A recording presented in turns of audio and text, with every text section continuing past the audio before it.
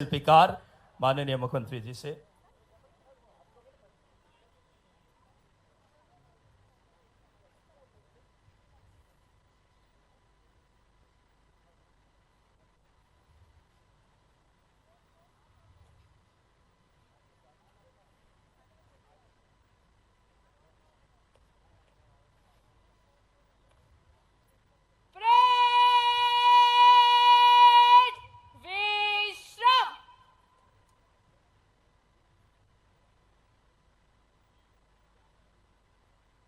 इस गौरव और गरिमा की गाथा जो हमारे प्रदेश के नौ प्रवर्तक के विकास के शिल्पकार आज गणतंत्र के महाउत्सव के पावन पलों में मैं बड़ी ही अब आदर पूर्वक माननीय मुख्यमंत्री जी से आग्रह करेंगे उनके संदेश वाचन और प्रदेश के नाम उद्बोधन के लिए एक बार आपकी करतल ध्वनि से हम प्रदेश के नौ प्रवर्तक के शिल्पकार को आमंत्रित करें।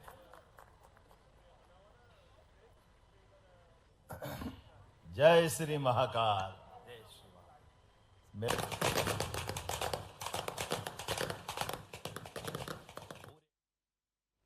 भारत का संविधान लागू हुआ था। देश की आजादी के लिए 76 वर्ष सर्वस्व न्यौछावर किया।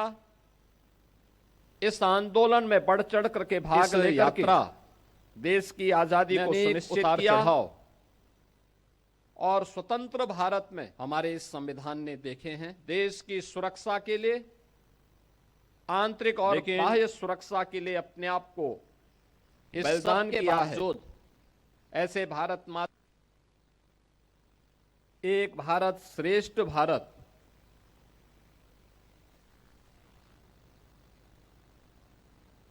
कि अपने संकल्पों के अनुरूप उत्तर से दक्षिण तक, पूरब से पश्चिम तक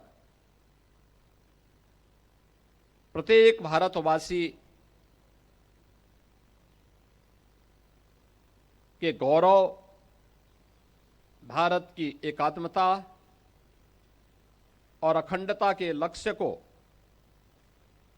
आगे बढ़ाते हुए आज हम सब एक नए भारत का दर्शन कर रहे हैं। इसमें हमारे संविधान की एक महत्वपूर्ण भूमिका है। मैं इस अवसर पर राष्ट्रपिता महात्मा गांधी, जिनके नेतृत्व में भारत के स्वाधीनता आंदोलन ने एक नई ऊंचाइयां प्राप्त की, उनकी स्मृतियों को नमन करता हूं।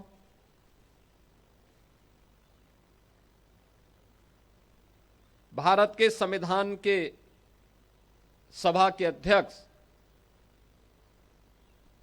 गणतंत्र भारत के प्रथम राष्ट्रपति डॉक्टर राजेंद्र प्रसाद जी, भारत के संविधान के शिल्पी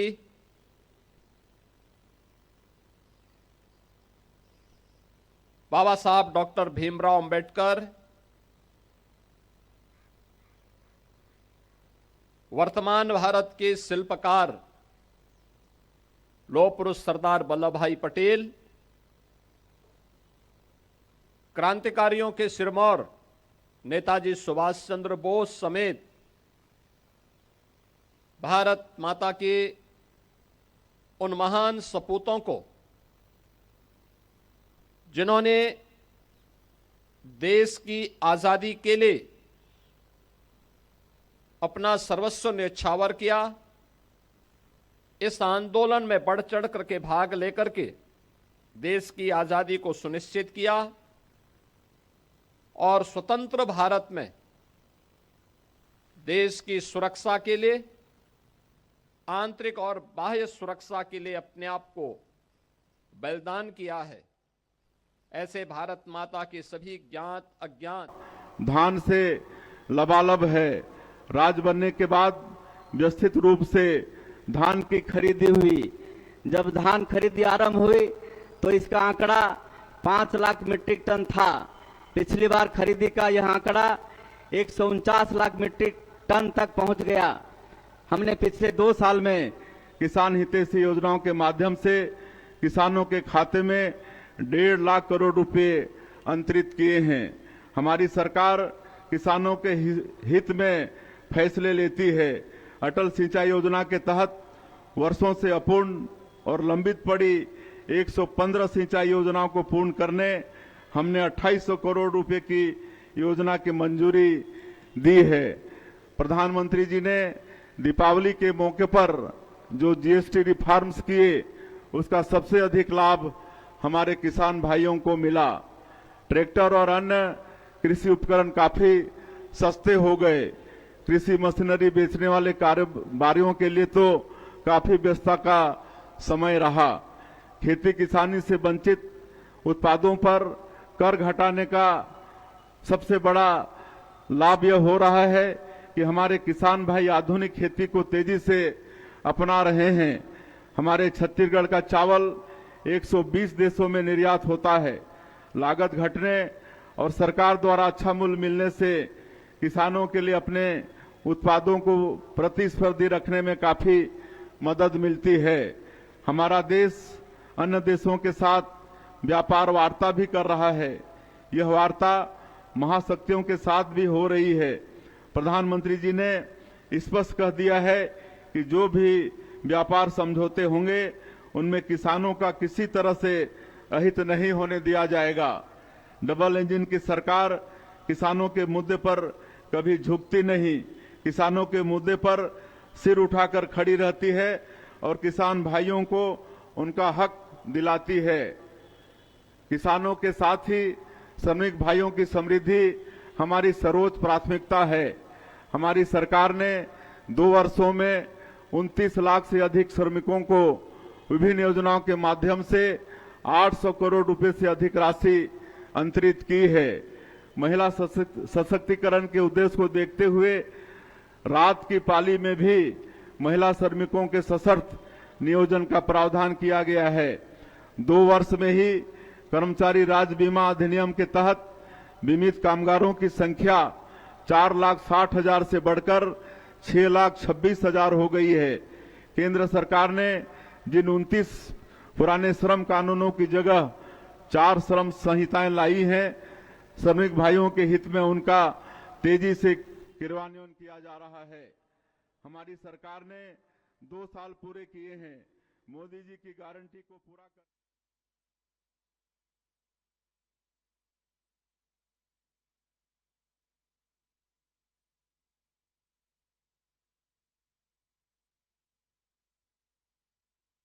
लोगों को आवास उपलब्ध कराने का यह काम हम मिशन मोड पर कर रहे हैं।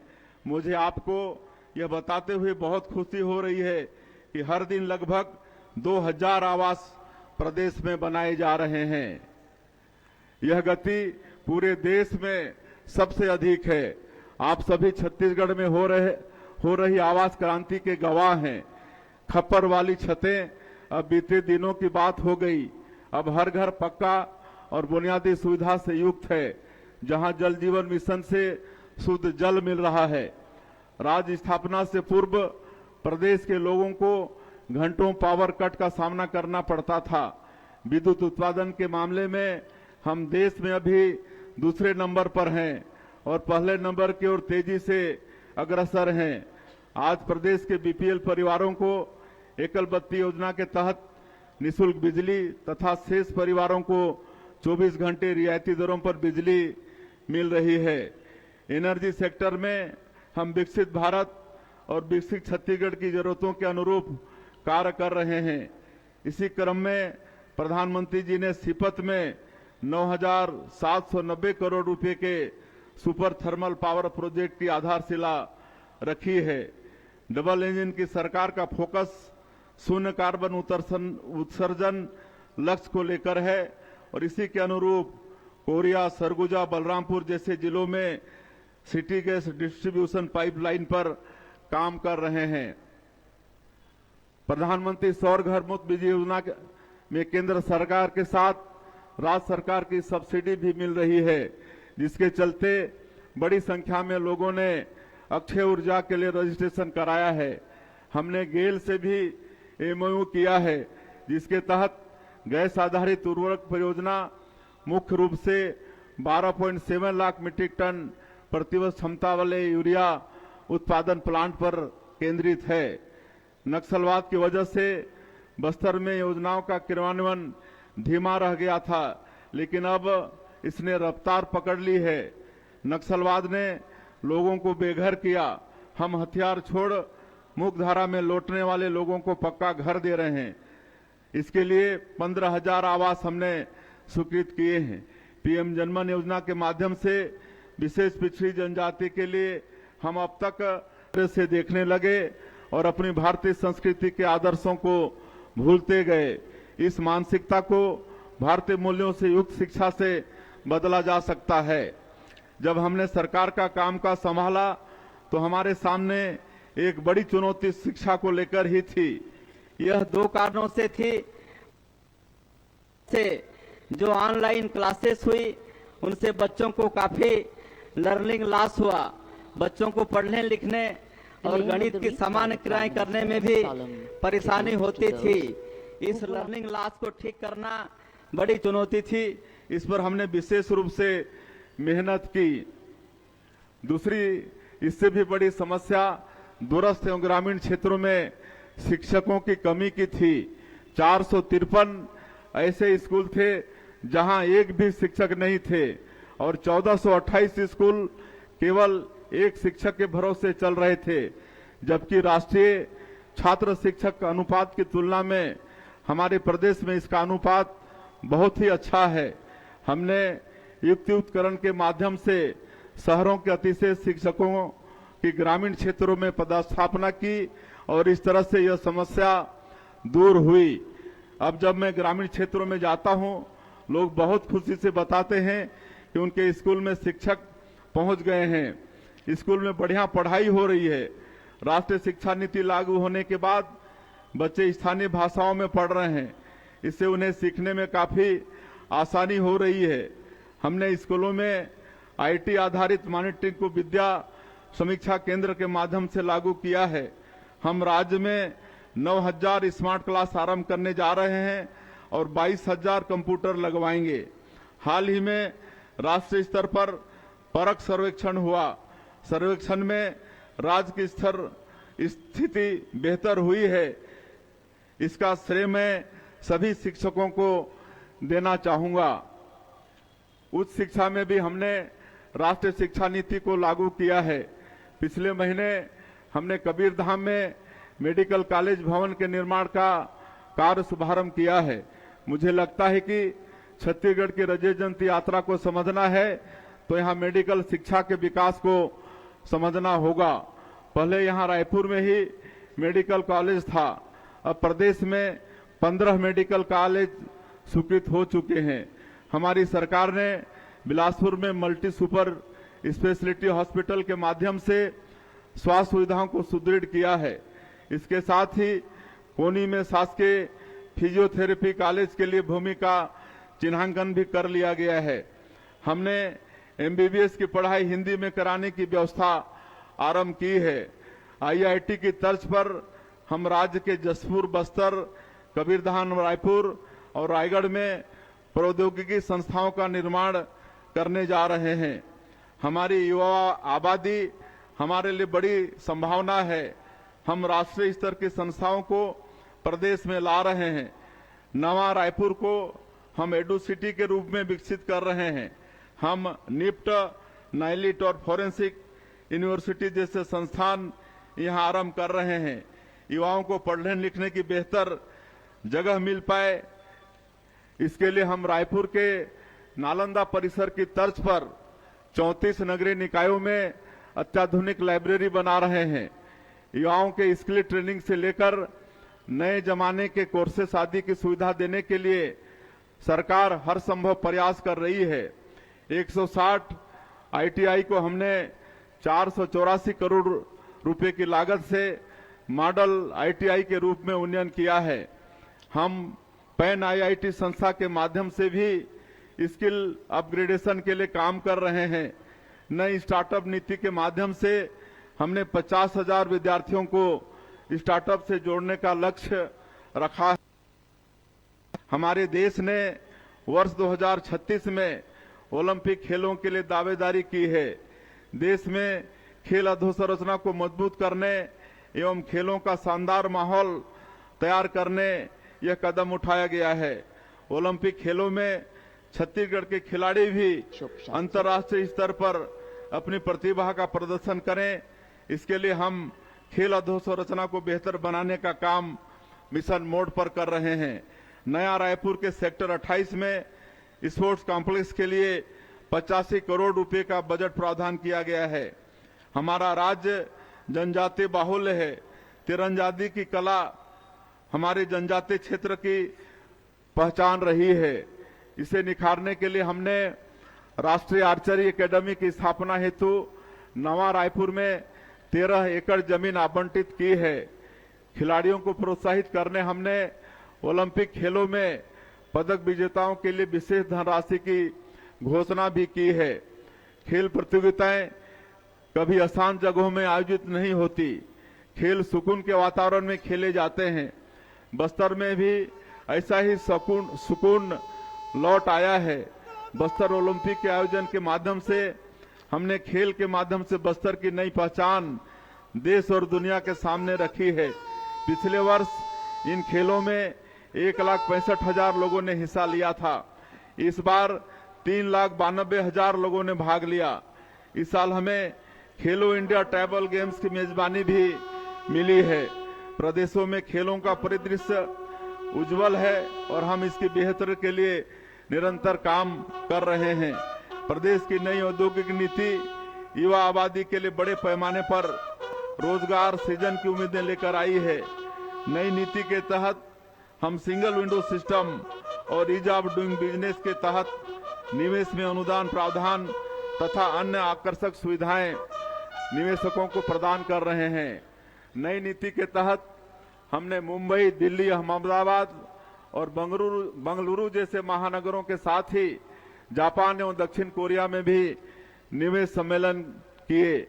जापान में आयोजित होने वाला ओसाका वर्ल्ड एक्सपो उद्यमों के लिए दुनिया के सबसे महत्वपूर्ण आयोजनों में से है। यहाँ हमने छत्तीसगढ़ की विशेषताओं को दिखाते हुए पवेलियन लगाया और नई औद्योगिक नीति तथा छत्तीसगढ़ की निवेश संभावनाओं के बारे में जानकारी दी। हमने यह सारी जानकारी जापानी भाषा में दी। यह उनके लिए अनूठा अनुभव था। दोनों ही देशों के निवेशकों ने छत्तीसगढ़ में निवेश करने पर रुचि दिखाई है। देश दुनिया से अब तक हमें 7,83,000 करोड़ रुपए के निवेश प्रस्ताव प्राप्त हो चुके हैं। इन पर तेजी से काम किया जा रहा है। हमने स्टेट कैपिटल रीजन का निर्माण किया है और इसके तेज विकास के लिए प्राधिकरण का गठन किया है। व्यवस्थित विकास और फ्यूचर प्लानिंग के चलते यह रीजन देश के सबसे तेजी से बढ़ते औद्योगिक केंद्र तथा ईज ऑफ लिविंग के मामले में देश के अग्रणी शहरों में होगा। यहाँ हम ग्लोबल कैपेबिलिटी सेंटर स्थापित करने पर भी काम कर रहे हैं ताकि दुनिया भर की बहुराष्ट्रीय कंपनियां यहाँ से अपना कार्य कर सकें। भविष्य एआई का है। ऊर्जा की अपार उपलब्धता के चलते एआई से जुड़े उपकरणों की धुरी छत्तीसगढ़ से संचालित होंगी।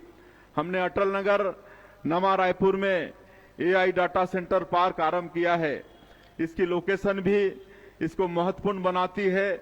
यहाँ से देश के कोने कोने में डाटा सबसे कम समय में पहुंचाया जा सकता है। सेमीकंडक्टर यूनिट पर काम शुरू हो गया है। आईटी हब के साथ ही नवा रायपुर फार्मा हब के रूप में भी उभर रहा है। मेडिसिटी की पूरी तरह विकसित होने पर नवा रायपुर देश के सबसे महत्वपूर्ण मेडिकल हब में से एक होगा। छत्तीसगढ़ देश का दूसरा ऐसा राज्य है जहां जन विश्वास विधेयक लाकर हमने अनेक प्रावधानों को अपराध मुक्त कर दिया है। इससे उद्यमियों और कारोबारियों में उत्साह का माहौल है। नक्सलवाद के दंश ने बस्तर के विकास में काफी बाधा पहुंचाई। अब हमारे सामने बड़ी चुनौती यह है कि मिशन मोड पर विकास कार्य कर बस्तर को विकास की मुख्यधारा में शामिल किया जाए। हमने इसके लिए लिए पूर्व में गंभीर रूप से नक्सल प्रभावित रहे गांवों में नियत नीलानार योजना शुरू की है। 69 सुरक्षा कैंपों के 10 किलोमीटर के दायरे में आने वाले 403 गांवों में इस योजना के तहत शासन के 17 विभागों की भागीदारी से 53 हितग्राही मूलक योजनाओं और 28 सामुदायिक सुविधाओं का क्रियान्वयन किया जा रहा है। जब पहली बार महतारी बंधन योजना के लिए सर्वे हुआ तो गंभीर नक्सल प्रभावित होने की वजह से इन इलाकों की महिलाओं को इस योजनाओं का लाभ नहीं मिल सका था। हमने इस योजना के तहत पुनः सर्वे किया है। अब इन गांवों की माता बहनों को भी इस योजनाओं का लाभ मिल रहा है। बस्तर में अधोसंरचना विकास के लिए जो मेहनत डबल इंजन की सरकार ने की है वैसी मेहनत कभी नहीं हुई। विशाखापट्टनम में गूगल द्वारा $15 बिलियन की लागत से एशिया का सबसे बड़ा डाटा सेंटर हब बनाया जा रहा है। विशाखापट्टनम से छत्तीसगढ़ एक्सप्रेसवे के माध्यम से जुड़ रहा है। यह एक्सप्रेसवे छत्तीसगढ़ की समृद्ध रेखा बनेगा और पोर्ट सिटी के माध्यम से छत्तीसगढ़ के उत्पादों को दुनिया भर में पहुंचाने में मदद करेगा। इंद्रावती और महानदी को जोड़े जाने की पहल बस्तर के विकास में महत्वपूर्ण भूमिका निभाएगी। बस्तर और सरगुजा के अंदरूनी इलाकों में सड़कें बनाने के साथ ही यहां लोगों को पब्लिक ट्रांसपोर्ट उपलब्ध कराने के लिए हमने मुख्यमंत्री बस सेवा योजना आरंभ की। इसका संचालन स्थानीय लोग ही कर रहे हैं। इससे लोगों के समय की काफी बचत हो रही है और शिक्षा, स्वास्थ्य जैसी सुविधाओं तक पहुंच आसान हो गई है। हमारे प्रयासों से धरती के स्वर्ग बस्तर में पर्यटक लौट रहे हैं। इस साल नए वर्ष में एशिया का नियाग्रा कहा जाने वाला चित्रकूट जलप्रपात पर्यटकों की संख्या में आए उफान का गवाह भी रहा है। बस्तर की प्राकृतिक सुंदरता और इसकी अद्भुत जनजातीय संस्कृति को देश दुनिया को दिखाने हमने इस वर्ष भी बस्तर पंडुम का आयोजन किया है। स्वदेश दर्शन योजना के तहत हमने कवर्धा में भोरमदेव को शामिल किया और अब यहां काशी विश्वनाथ की तरह कॉरिडोर बनने का काम आरंभ हो गया है। हमें इस बात की हार्दिक खुशी है कि बिलासपुर जिले का कोपरा जलाशय छत्तीसगढ़ का पहला रामसर साइट घोषित किया गया है। इससे जैव विविधता को सहेजने में मदद मिलेगी। संस्कृत की श्रेष्ठ कविता मेघदूत की प्रेरणा कालिदास को सरगुजा से मिली। सरगुजा संभाग धरती के सबसे सुंदर हिस्सों में से है। यहाँ पर्यटन को प्रोत्साहित करने हम काम कर रहे हैं।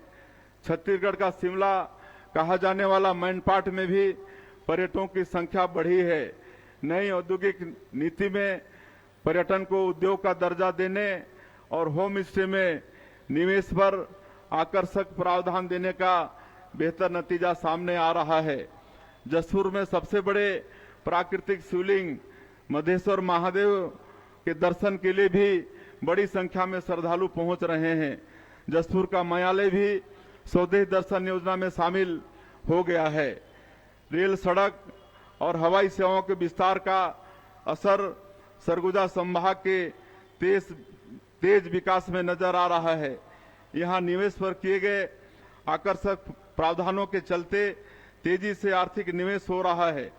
शिक्षा और स्वास्थ्य से जुड़ी अधोसंरचना को भी हम बेहतर कर रहे हैं। जसपुर में मेडिकल कॉलेज की स्थापना के लिए 359 करोड़ रुपए स्वीकृत किए गए हैं। इसके साथ ही यहाँ 220 बिस्तर वाले अत्याधुनिक अस्पताल के निर्माण के लिए भी 32 करोड़ रुपए की मंजूरी दी गई है। नगरीय निकायों की सुंदरता एवं यहाँ बुनियादी सुविधाओं को सुनिश्चित करने हम मिशन मोड में काम कर रहे हैं। इसके अच्छे नतीजे सामने आए हैं। स्वच्छता सर्वेक्षण में छत्तीसगढ़ के सभी शहरों ने अच्छा प्रदर्शन किया है। प्रधानमंत्री जी ने मन की बात कार्यक्रम में बिल्हा की स्वच्छता दीदियों की प्रशंसा भी की है। रायपुर को प्रॉमिसिंग स्वच्छ शहर का पुरस्कार मिला है और गार्बेज फ्री सिटीज की 7 स्टार रेटिंग मिली है। 3 लाख से 10 लाख की आबादी वाले शहरों की श्रेणी में बिलासपुर को दूसरा स्थान प्राप्त हुआ है। मुख्यमंत्री नगरोत्थान योजना के माध्यम से हम 525 करोड़ रुपए के लागत से सभी नगर निगमों में अधोसंरचना के बुनियादी महत्व के कार्य करा रहे हैं। पब्लिक ट्रांसपोर्ट को बढ़ावा देते हुए प्रधानमंत्री ई बस सेवा योजना के माध्यम से रायपुर में 100, दुर्ग भिलाई में 50, बिलासपुर में 50 तथा कोरबा में 40 ई बसों की स्वीकृति प्राप्त हुई है। अटल जी के जन्म शताब्दी को यादगार बनाने हम सभी नगरीय निकायों में अटल परिसर बना रहे हैं। अटल जी द्वारा दिखाए गए सुशासन की राह पर हम निरंतर चल रहे हैं। प्रशासनिक कार्यप्रणाली के हर स्तर पर सुशासन को अपनाया गया है। सुशासन की पहली शर्त है पारदर्शिता। इसे अपनाते हुए हमने डिजिटल गवर्नेंस को हर स्तर पर अपनाया है। ई ऑफिस के माध्यम से हमने सरकारी कामकाज में समय सीमा, गुणवत्ता और पारदर्शिता स्थापित की है। बायोमेट्रिक अटेंडेंस हमने सभी विभागों में लागू किया है। ठीक सुबह 10 बजे अपनी उपस्थिति बायोमेट्रिक अटेंडेंस के माध्यम से दर्ज करानी होती है। अधिकारी कर्मचारी तय सीमा पर अपनी जगह पर बैठ जाते हैं और कामकाज शुरू हो जाता है। हमने खरीदी में जेम पोर्टर को अपनाया है और इससे सरकारी खरीदी में होने वाले भ्रष्टाचार पर रोक लगी है। शासन प्रणाली में आए इन असाधारण बदलावों का असर राज्य की जीएसडीपी में नजर आ रहा है। जीएसडीपी वर्ष 2024-25 का अग्रिम अनुमान 3,29,752 करोड़ रुपए है, जो पिछले वर्ष की तुलना में 7.51% अधिक है। इसी प्रकार 2023-24 की तुलना में राज्य की प्रति व्यक्ति आय 9.37% बढ़कर 1,62,870 रुपए हो गई है। हमारी छत्तीसगढ़ी संस्कृति का संरक्षण और संवर्धन हमारे लिए सबसे अहम है। श्री राम लला हमारी सांस्कृतिक आस्था के केंद्र हैं। श्री राम लला अयोध्या धाम दर्शन योजना से अब तक 40,000 से अधिक श्रद्धालु प्रभु श्री राम के पुण्य दर्शन का लाभ ले चुके हैं। भारत भूमि विलक्षण है, जहां उत्तर, दक्षिण, पूरब, पश्चिम हर कोने में पुण्य स्थल मौजूद हैं। प्रदेशवासियों को इनके दर्शन कराने मुख्यमंत्री तीर्थ दर्शन योजना भी शुरू की गई है, जिसमें अब तक 5,000 श्रद्धालु तीर्थ स्थलों का दर्शन कर चुके हैं। अभी रायपुर साहित्य उत्सव का आयोजन हमने किया। इस आयोजन के माध्यम से हमने ज्ञानपीठ पुरस्कार प्राप्त स्वर्गीय श्री विनोद कुमार शुक्ल सहित दिग्गज साहित्यकारों की प्रेरणा को नई पीढ़ी तक पहुंचाने का प्रयास किया है। अपनी बोली, भाषा, लोक कला, लोकगीत और सांस्कृतिक धरोहरों को सहेजने हम ऐसे कार्यक्रम करते रहेंगे। राज्य के सर्वांगीण विकास में शांति, सुरक्षा एवं कानून व्यवस्था की प्रमुख भूमिका रही है। इसमें हमारे छत्तीसगढ़ पुलिस के जवानों का अनुकरणीय योगदान है। इन्होंने सुरक्षा व्यवस्था बनाए रखने के साथ नक्सल विरोधी अभियानों में अदम्य साहस का परिचय देते हुए अनेक जवानों ने अपना सर्वोच्च बलिदान दिया है। इस उत्कृष्ट कार्य के लिए छत्तीसगढ़ पुलिस बल में कार्यरत समस्त बल को समान स्वरूप राज्य स्थापना की 25वीं वर्षगांठ का पदक प्रदान किए जाने की मैं घोषणा करता हूं। विकसित छत्तीसगढ़ के लिए बनाए गए अंजोर विजन डॉक्यूमेंट के अनुरूप हम लगातार कार्य करते रहेंगे। जन भागीदारी से हम छत्तीसगढ़ महतारी को संवारते रहेंगे। मुझे इस अवसर पर स्वर्गीय लक्ष्मण मस्तूरिया जी की कविता की पंक्तियां याद आ रही हैं। सरगला पृथ्वी माँ लादे हूँ, परण ऐसन ठाने हों, मोर संग चलो रे, मोर संग चलो जी, मोर संग चलोगा, मोर संग चलो रे। मस्तूरिया जी की इन पंक्तियों को साकार करना है और विकसित छत्तीसगढ़ का निर्माण करना है। आप सभी की भागीदारी से निश्चित ही हम यह लक्ष्य प्राप्त करेंगे। आप सभी को पुनः एक बार गणतंत्र दिवस की बहुत बहुत बधाई, बहुत बहुत शुभकामनाएं। जय हिंद, जय छत्तीसगढ़। बहुत बहुत